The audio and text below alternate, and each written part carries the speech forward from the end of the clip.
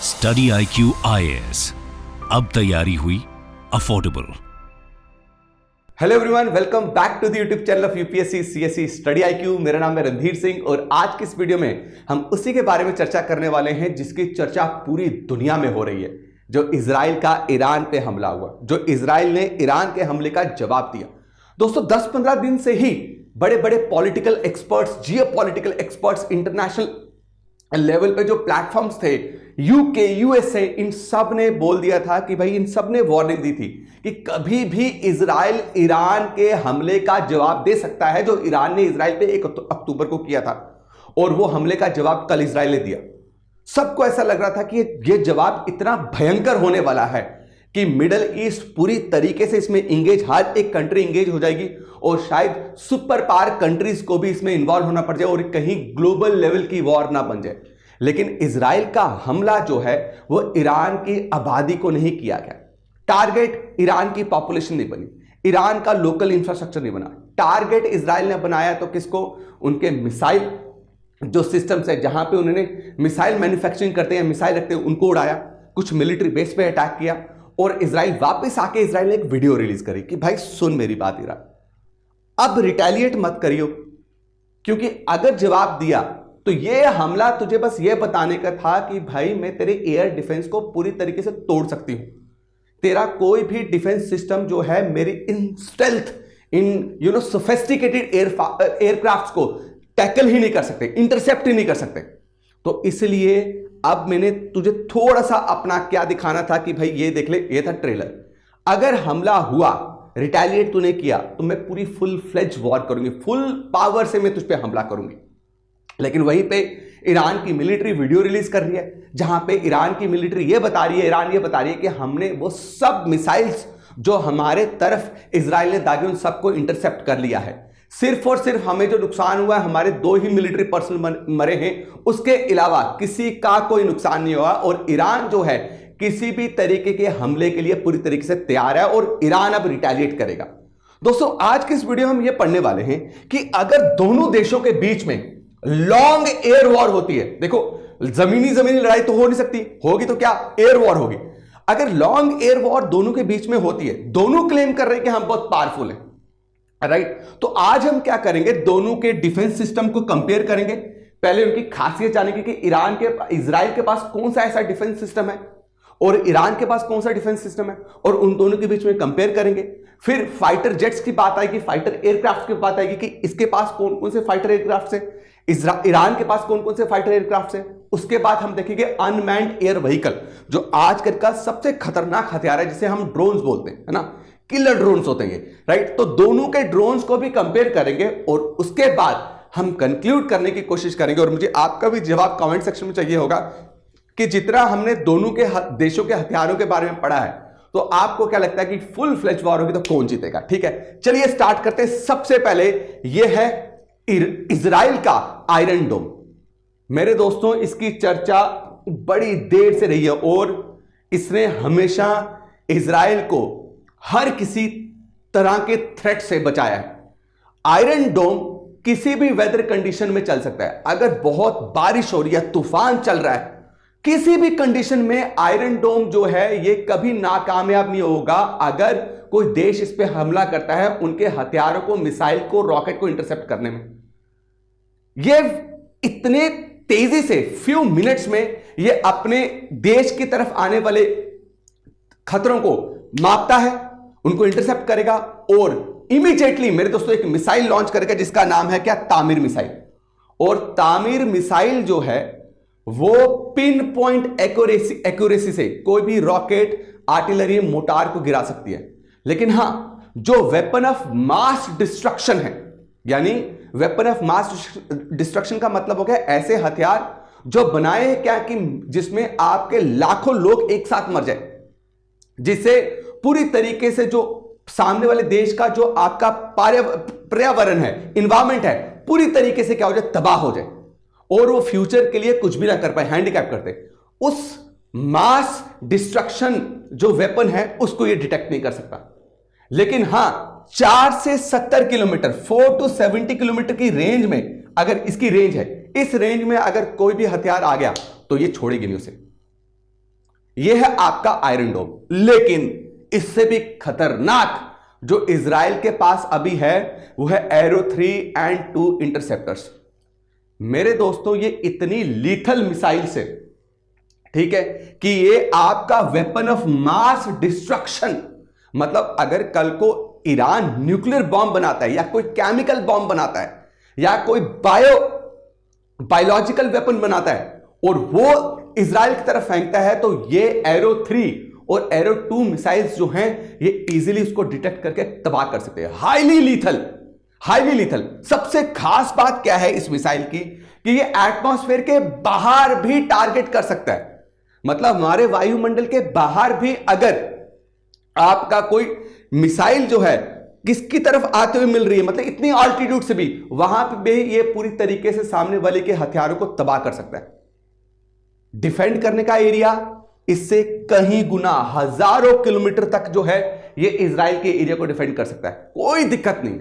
और hypersonic velocity है बच्चा। जब भी मैं बोलता हूं हाइपरसोनिक वेलोसिटी के बारे में, याद रखिएगा हाइपरसोनिक वेलोसिटी किसको बोलते हैं। आपने सुना होगा सुपरसोनिक, हाइपरसोनिक। बच्चा स्पीड ऑफ साउंड जो मैं बोल रहा हूं ना, इस साउंड की स्पीड होती है एयर में, कि एयर में ये साउंड किस स्पीड से चल रही है, उसको बोलते हैं स्पीड ऑफ साउंड। कभी भी कोई भी ऑब्जेक्ट जो स्पीड ऑफ साउंड से मेरे दोस्तों 5 गुना तेजी से चले, 5 गुना से 25 गुना तेजी से चले, उसको बोलते हैं हाइपरसोनिक। मतलब कोई भी ऐसा ऑब्जेक्ट जो स्पीड ऑफ साउंड से 5 टाइम्स टू 25 टाइम्स फास्टर है, उसको हम बोलते हैं हाइपरसोनिक। और आपको पता ना इसको किस में गिनते हैं, मैक में गिनते हैं। तो ये चंद मिनटों में निकलेगा, चंद मिनटों में, पता भी नहीं चलेगा कब आया, हथियार डिस्ट्रॉय करके वापस चढ़ा। ये सबसे इस वक्त का एडवांस इजराइल के पास क्या है, डिफेंस सिस्टम है। मेरी बात क्लियर होगी। तो ये हमने देखा एक आयरन डोम, एक एरो 3 और एरो 2 इंटरसेप्टर। अब बात करते हैं ईरान की।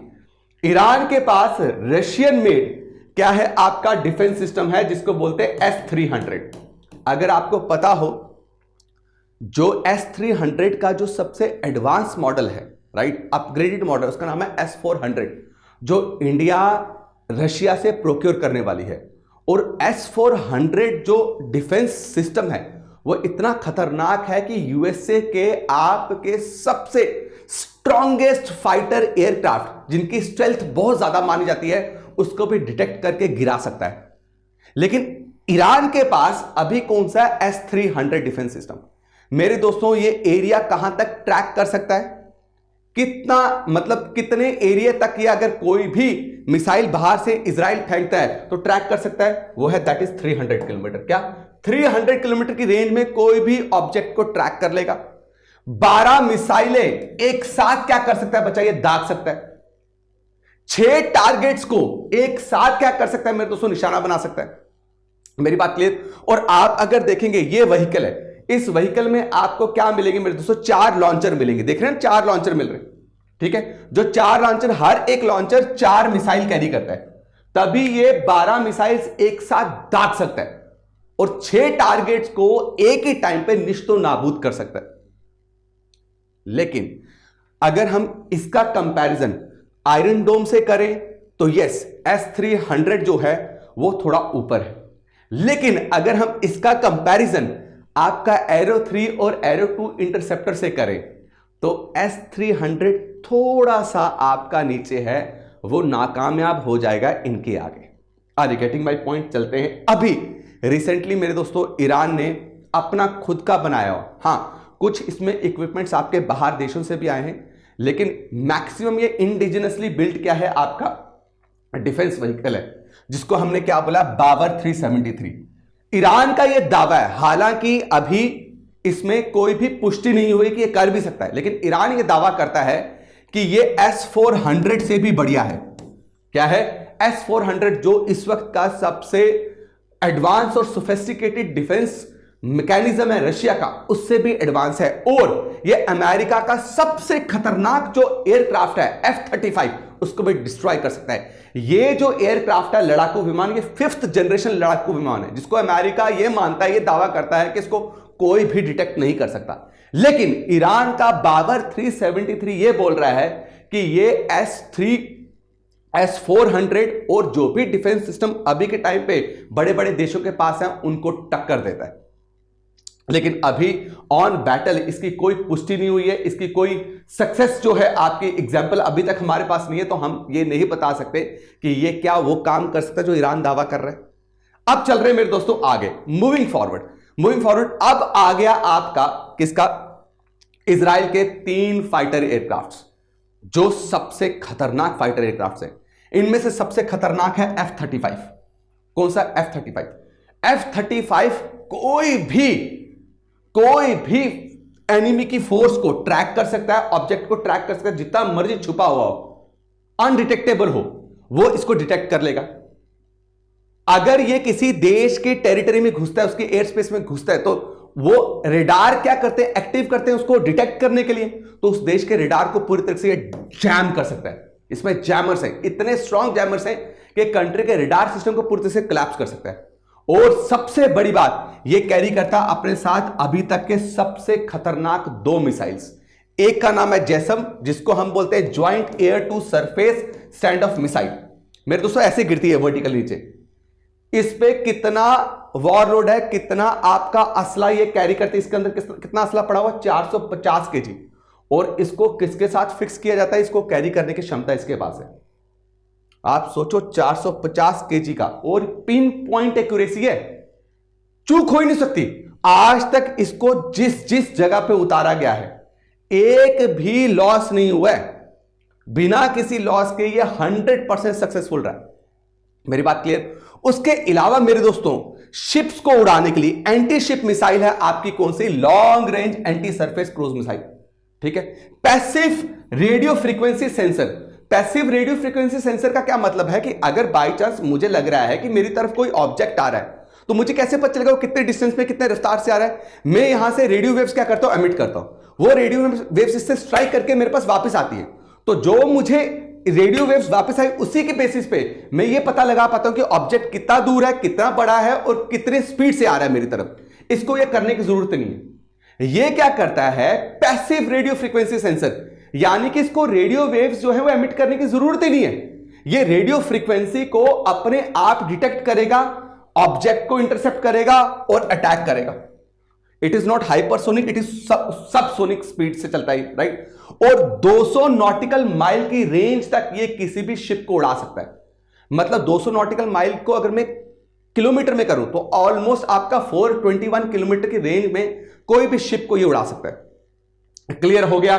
समझ के? उसके अलावा इजराइल के 2 और एयरक्राफ्ट F-15 और F-16, मेरे दोस्तों किसी भी कंडीशन में, तूफान चल रहा हो, साइक्लोन से निकल जाएगा। ये क्या होगा? साइक्लोन से निकल जाएगा, इसको कोई टेंशन नहीं किसी भी तरीके का। ये डॉपलर रेडार सिस्टम अभी तक का सबसे एडवांस जो है versatile pulse Doppler radar system जो है वो इस एयरक्राफ्ट में लगा हुआ है।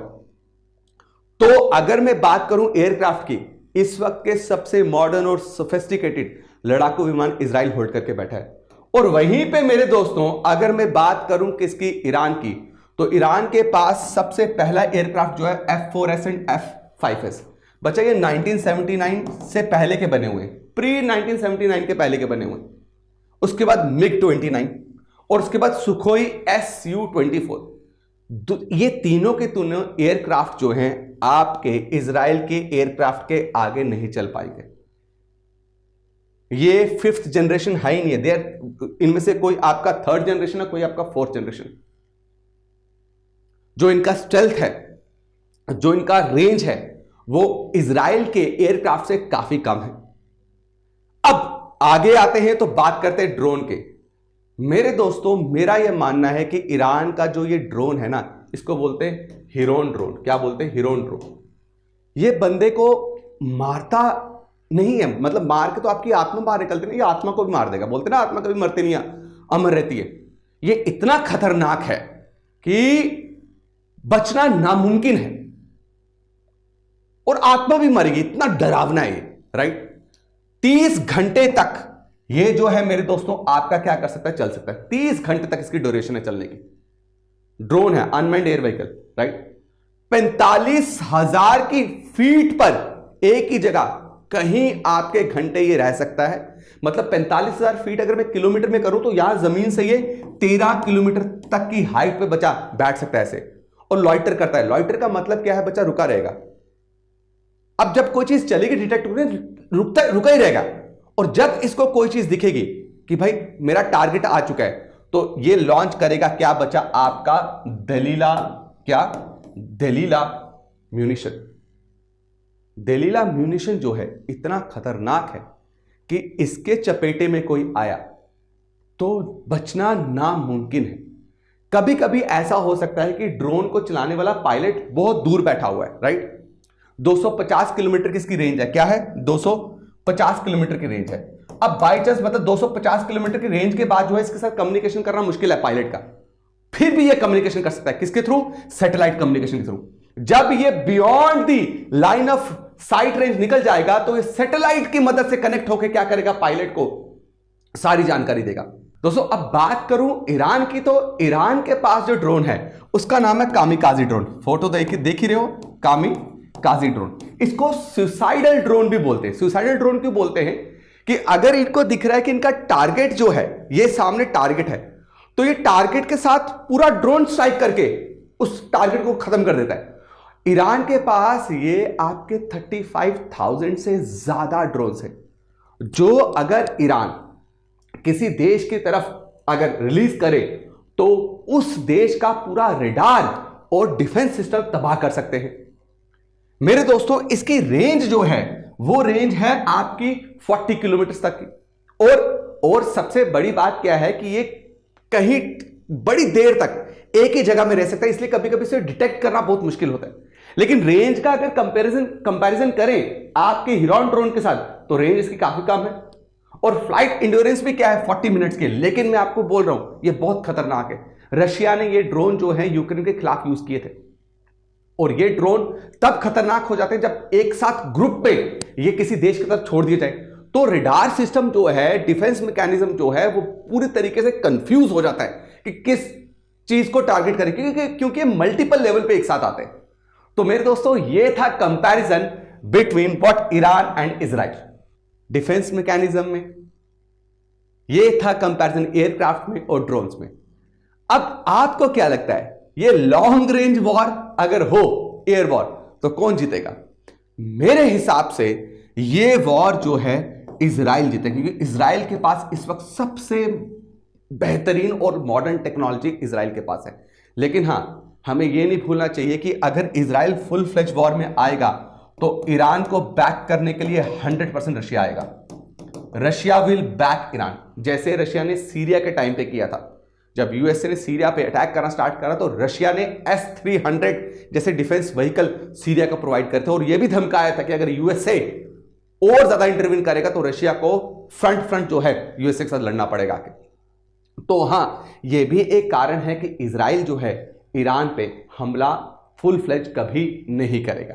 कमेंट सेक्शन में आप जरूर कमेंट करके बताइए कि ये जो हमने कंपैरिजन किया है, इस कंपैरिजन से आपको लगता है कौन जीतने वाला है। और साथ में आपके लिए एक छोटा सा क्वेश्चन कि बताइए इजराइल की कैपिटल जो है इनमें से कौन सी है। थोड़ा क्वेश्चन कॉम्प्लिकेटेड, आई होप आप सब बता पाएंगे। ए अरद, बी अशदोद, सी तेल अवीव और डी है आपका जेरूसलम। तो जेरूसलम, तेल अवीव, अशदोद, अरद में से कौन सी राजधानी है इजराइल की? Thank you so much video को वॉच करने के लिए। ज्यादा से ज्यादा इसको शेयर कीजिएगा, लाइक कीजिएगा, कमेंट कीजिएगा। धन्यवाद, जय हिंद। स्टडी IQ IAS, अब तैयारी हुई अफोर्डेबल।